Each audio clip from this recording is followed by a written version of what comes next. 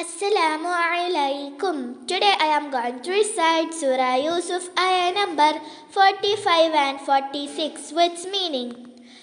أعوذ بالله من الشيطان الرجيم.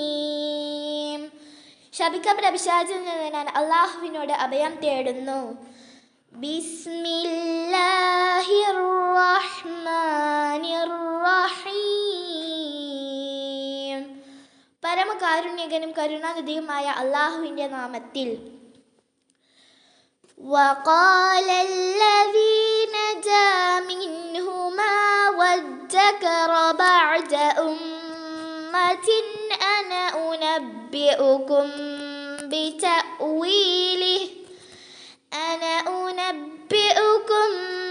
بتأويله فأرسلون.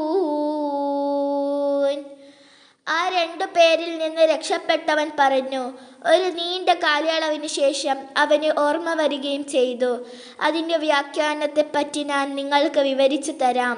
ആകയാൽ അതിന് എന്നെ നിങ്ങൾ അയക്കുവിൻ, ഞാൻ പോയി വരട്ടെ.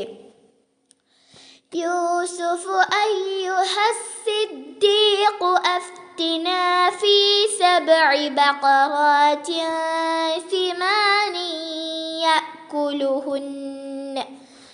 സിമാനി يأكلهن سبع عجاف وسبع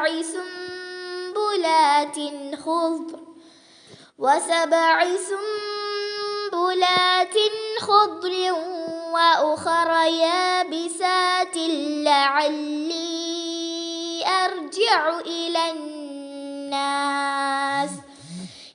الناس لعلهم يعلمون.